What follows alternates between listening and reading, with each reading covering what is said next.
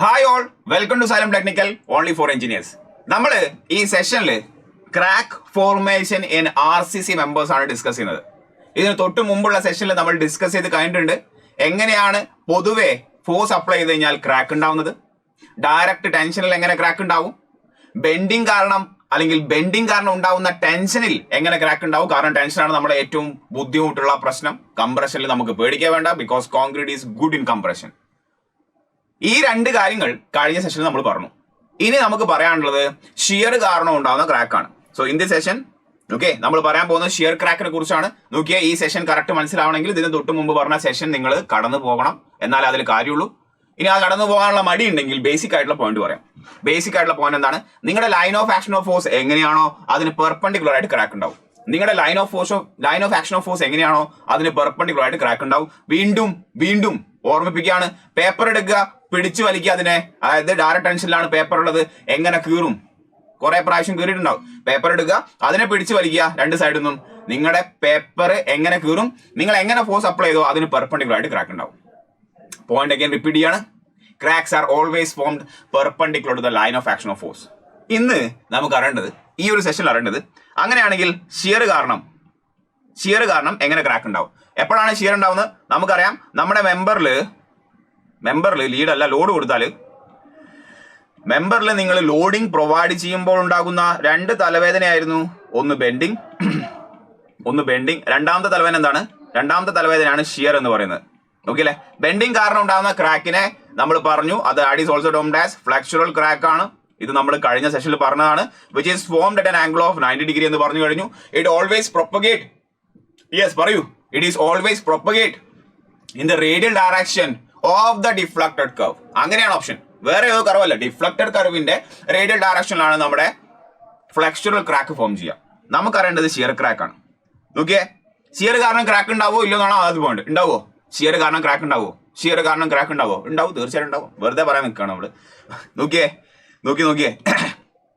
Shear crack dialogue ഇതാണ് basically നമ്മൾ അറിഞ്ഞിരിക്കേണ്ട. എക്സാമുകളിൽ ക്വസ്റ്റ്യൻ വരുന്ന രീതിയിലുള്ള ഡയലോഗ് ഇതാണ്. ബാക്കി നമ്മൾ എക്സ്പ്ലെയിൻ ചെയ്യും, അത് നമ്മുടെ കയ്യിലിരിക്കും. ഓക്കെ അല്ലേ? These cracks, shear cracks, that means എന്താണ് ഷിയർ ക്രാക്ക് എന്ന് മീൻസ്? എഴുതണ്ടല്ലോ. ഷിയർ ക്രാക്ക് എന്താണ്? അത് വെറുതെ എഴുതേണ്ട ആവശ്യമില്ല. Cracks due to shear.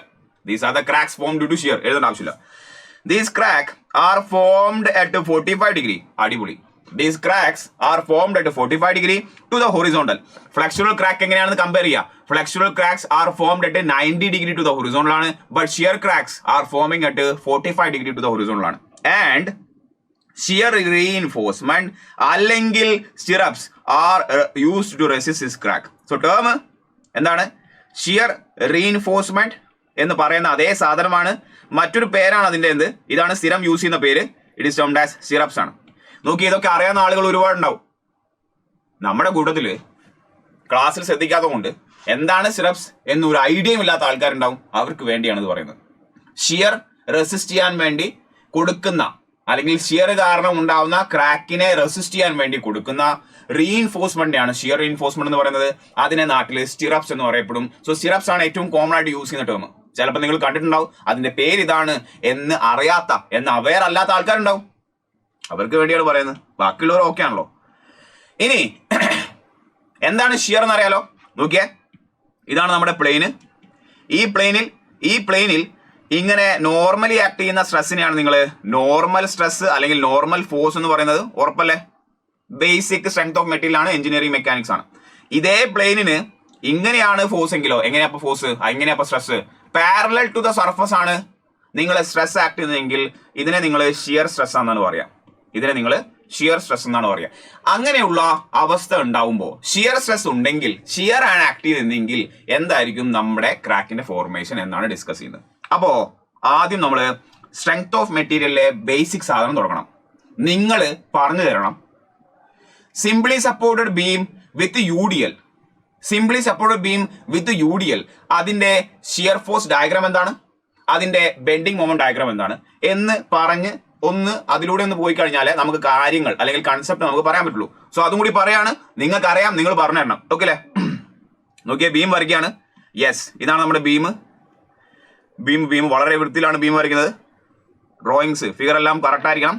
നിങ്ങളുടെ നോട്ടുകളിലേക്ക് പോകേണ്ട സാധനമാണ്. സ്വന്തമായിട്ട് നോട്ട് ഉണ്ടാകും. ഓക്കെ, ഇങ്ങനെ വരച്ച കാര്യം ഉണ്ടാവില്ല. സ്വന്തമായിട്ട് നോട്ട് ഉണ്ടാക്കുക എല്ലാവരും. നിങ്ങളുടേതായ വേർഡിങ്ങിൽ നിങ്ങളുടേതായ മലയാളം, ഇംഗ്ലീഷ്, ഹിന്ദി എന്ത് വേണം എഴുതാം. UDL ആണ് കൊടുത്തിരിക്കുന്നത്. ഇതാണ് സിംപ്ലി സപ്പോർട്ട് കാണിച്ചിരിക്കുന്നത്. ഓക്കെ, സിംപ്ലി സപ്പോർട്ട് ബീമാണിത്. ഓക്കെ, നമുക്കിതിൻ്റെ ഷിയർ ഫോഴ്സ് ഡയഗ്രാം വേണം, അതേപോലെ എന്തും വേണം, ബെൻഡിങ് മൊമെന്റ് ഡയഗ്രാം വേണം. പറയൂ എങ്ങനെയാണ്? ആദ്യം നമുക്കതിൻ്റെ ബെൻഡിങ് മൊമെന്റ് ഡയഗ്രാം വരയ്ക്കാം. Let's draw the bending moment diagram.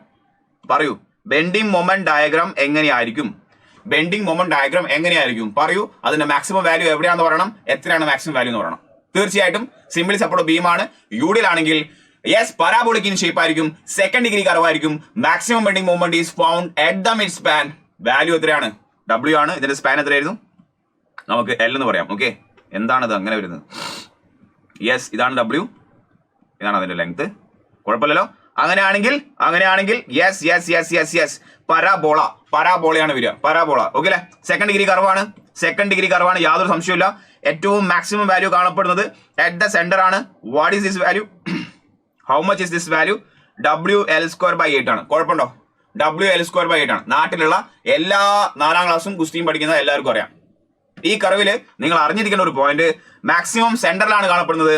അതിന്റെ എൻഡിൽ നോക്കിയേ, ഈ എഡ്ജസിൽ എന്താണ്? ബെൻഡിങ് മൊമെന്റ് ഈസികൾ എത്രയാണ്? ബെൻഡിങ് മൊമെന്റ് ഈസികൾ 0 ആണ്. ഈ എൻഡിലായാലും ബെൻഡിങ് മൊമെന്റ് ഈസികൾ 0 ആണ്. അതായത് സപ്പോർട്ടിൽ ബെൻഡിങ് മൊമെന്റ് ഇല്ല. സപ്പോർട്ടിൽ ബെൻഡിങ് മൊമെന്റ് ഇല്ല, നടുക്ക് മാത്രമേ ബെൻഡിങ് മൊമെന്റ് മാക്സിമം ആയിട്ട് കാണപ്പെടുന്നുള്ളൂ.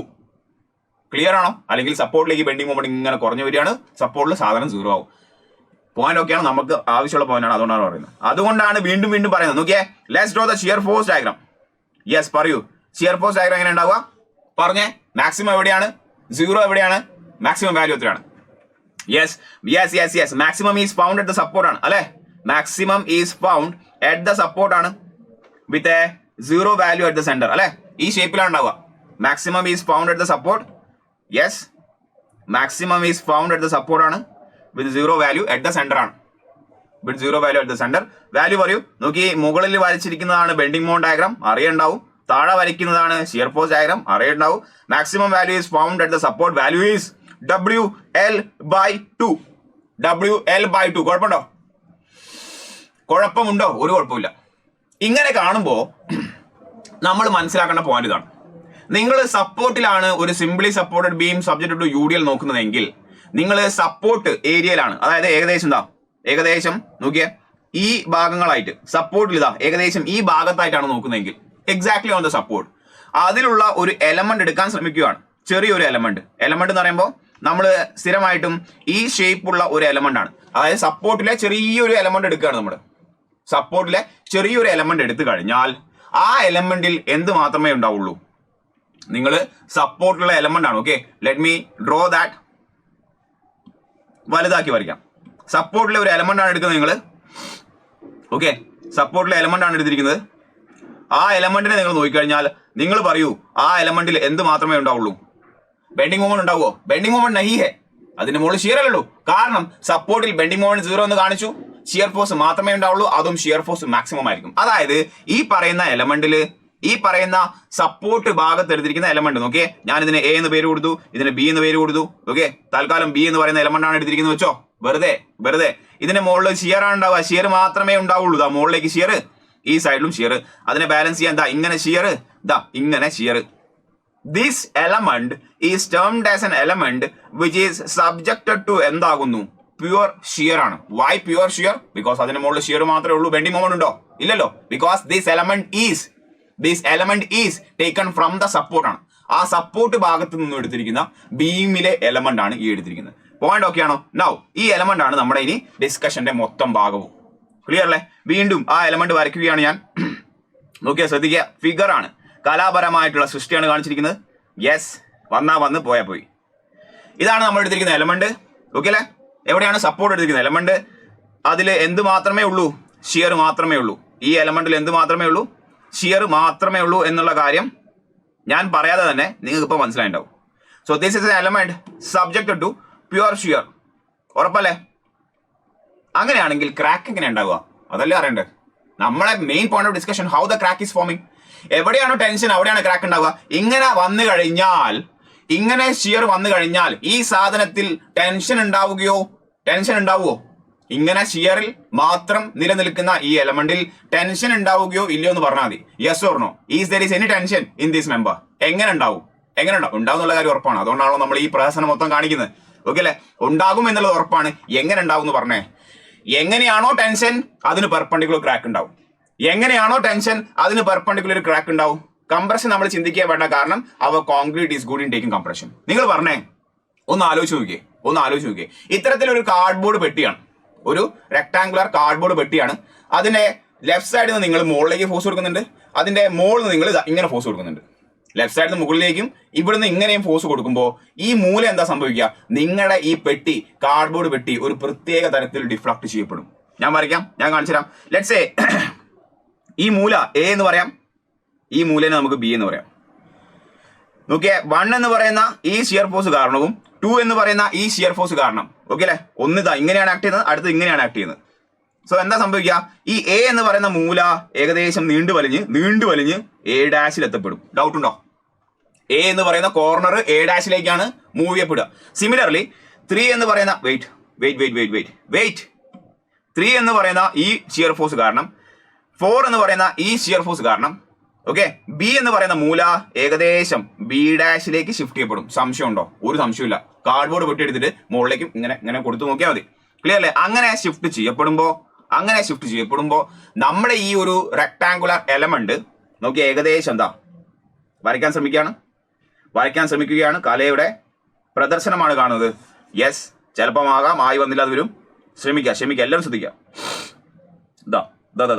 ഏകദേശം ഇത്തരത്തിൽ നീണ്ടു വലിഞ്ഞ് ഇങ്ങനെ ഒരു സാധനമായി മാറും. അതായത് മറ്റേ 2 മൂല നോക്കിയേ. ഏതാ മറ്റേ 2 മൂല? യെസ്, ഇതിനെ എ ബി, ഇതിനെ സി എന്ന് പറയുന്ന മൂല എന്ന് പറയാം, ഇതിനെ ഡി എന്ന് പറയുന്ന മൂല എന്ന് പറയാം. സി ഇപ്പോൾ എവിടെ എത്തി? സി ഡാഷിലെത്തി. ഡി ഇപ്പോൾ എവിടെ എത്തി? ഡി ഡാഷിലെത്തി.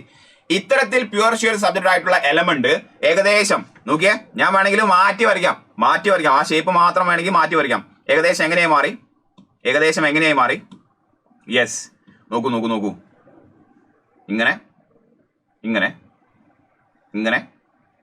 ഇങ്ങനെ ഉള്ള ഷേപ്പുള്ള ഒരു സാധനമായി മാറി. ജസ്റ്റ് ഒന്ന് ഇങ്ങനെയായി. ക്ലിയർ അല്ലേ? അതായത് എ എന്ന് പറയുന്ന മൂല എ ഡാഷിലെത്തി, ബി എന്ന് പറയുന്ന മൂല ബി ഡാഷിലെത്തി. അതായത് along that diagonal നോക്കിയേ, along that diagonal എന്ത് സംഭവിച്ചു? ഇലോങ്ങേഷൻ അല്ലേ സംഭവിച്ചത്? അതായത് അവിടെ ടെൻഷൻ അല്ലേ? അതായത് നിങ്ങളുടെ എ ബി എന്ന് പറയുന്ന ഡയഗണൽ ഡയറക്ഷനിൽ ടെൻഷൻ ഉണ്ടാവുകയും അങ്ങനെ അതിനെ നമ്മൾ ഡയഗണൽ ടെൻഷൻ എന്ന് പറയപ്പെടുകയും ചെയ്യും. പണ്ട് കാരണവന്മാർ പറഞ്ഞത് അങ്ങനെയാണ്. Since A tension is developing along the diagonal, this is termed as diagonal tension എന്ന് പറയും. ഡി ടി എന്നൊക്കെ ചുരുക്കി പറയാം. ഡയഗണൽ ടെൻഷൻ എന്താണ്? ഡി ടി ആണ്.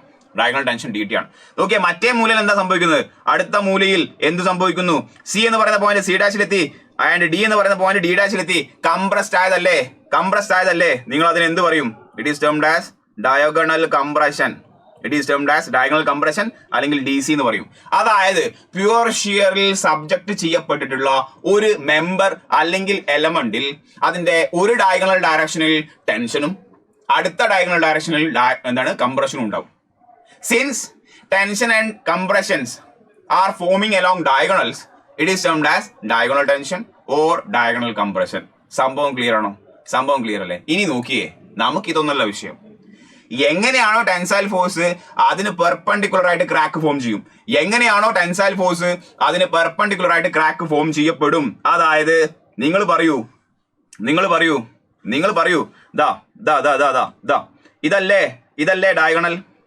ഇതല്ലേ ഡയഗണൽ. വേറെ ഫിഗർ വരയ്ക്കണോ? വേണ്ട, ഇവിടെ കാണിക്കാം. നോക്കിയേ, ഇത്തരത്തിൽ ഡയഗണൽ ടെൻഷൻ ഉണ്ടാകുന്നു. ഞാൻ ഡി ടി എന്ന് എഴുതുകയാണ്. Okay, this is D T. അതിന്റെ line of action of force ആണ് കാണിക്കുന്നത്. കാണുന്നുണ്ടോ? Line of action of force ആണ് കാണിച്ചിരിക്കുന്നത്. ഇങ്ങനെയാണ് ക്രാക്ക് ഉണ്ടാകുന്നത്. ഇങ്ങനെയാണോ ഫോഴ്സ് എങ്കിൽ എങ്ങനെയായിരിക്കും ക്രാക്ക്? എങ്ങനെയാണോ line of action of force അതിന് പെർപെൻഡിക്കുലർ ക്രാക്ക് ഉണ്ടാവും. അതായത് ഇങ്ങനെ ക്രാക്ക് ഉണ്ടാവാൻ തുടങ്ങും.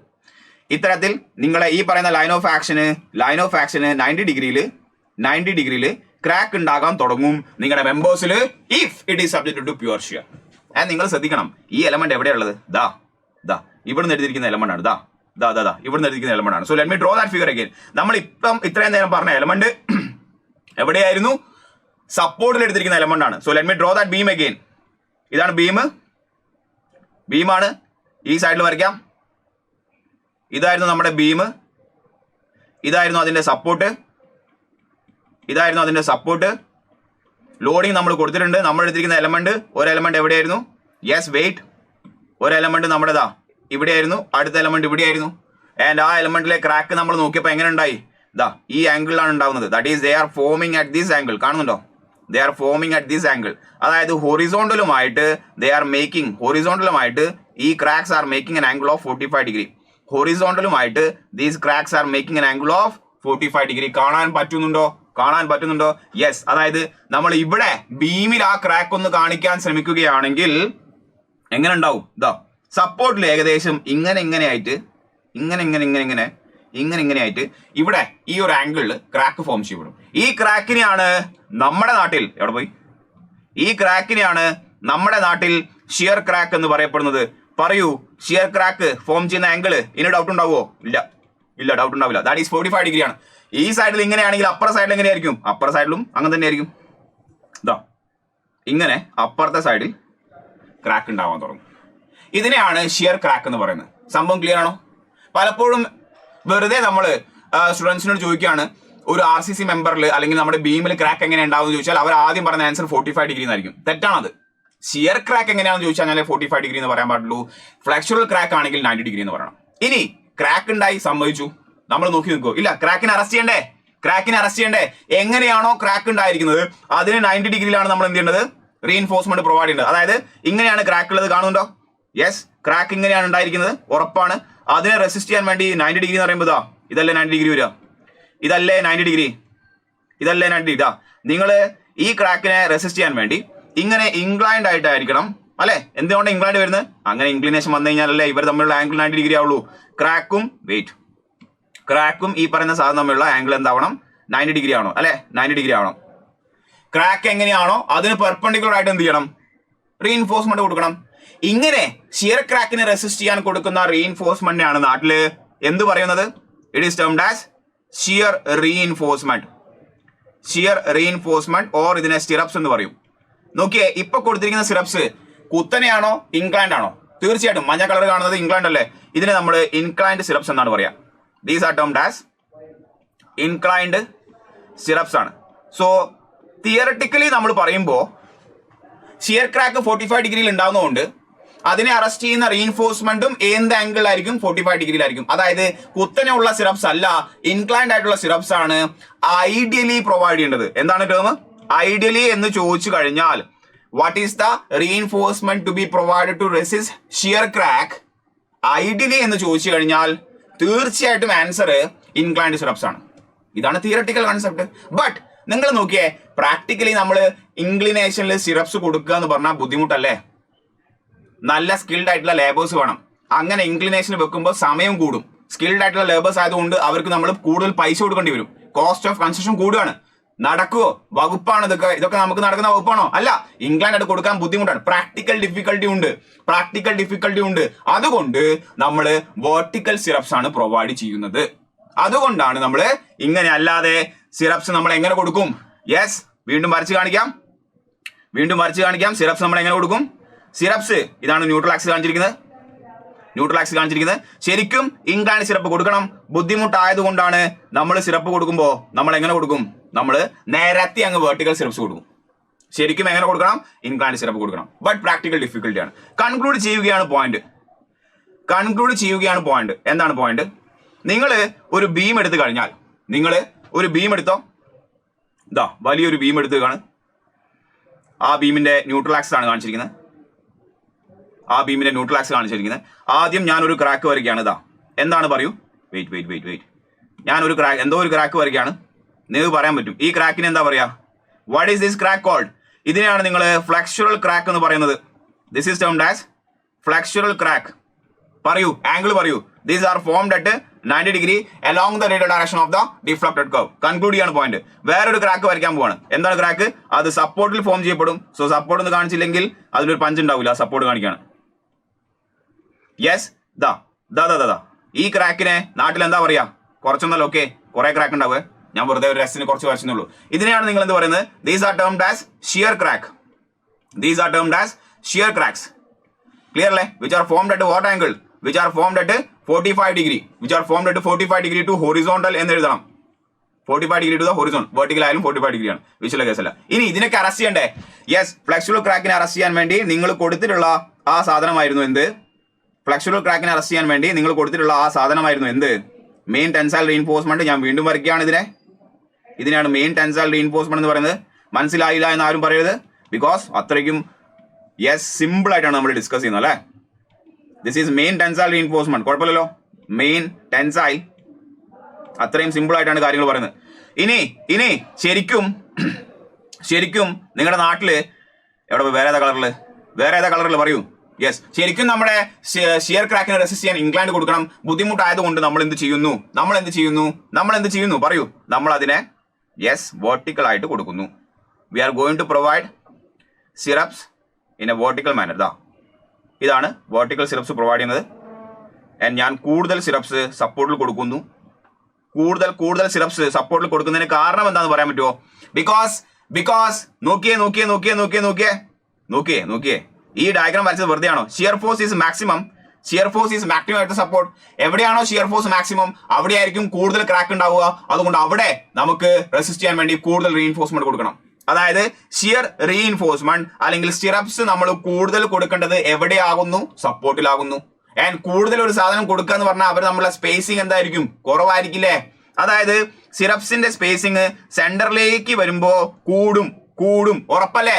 That is spacing of the syrups at the mid span is less. No, spacing of the syrups at the midspan is more. Spacing of the syrups at the midspan is more. Spacing of the syrups at the support is less ആണ്. സ്ഥിരം ചോദ്യമാണ്, previous year question ആണ്. മറച്ചു നോക്കിയാൽ മതി. Clear അല്ലേ? Yes. So ഈ ഒരു സെഷൻ നമ്മുടെ ഇവിടെ വൈൻഡപ്പ് ചെയ്യാണ്. പറഞ്ഞ പോയിന്റ് എന്താണ്? നോക്കിയേ.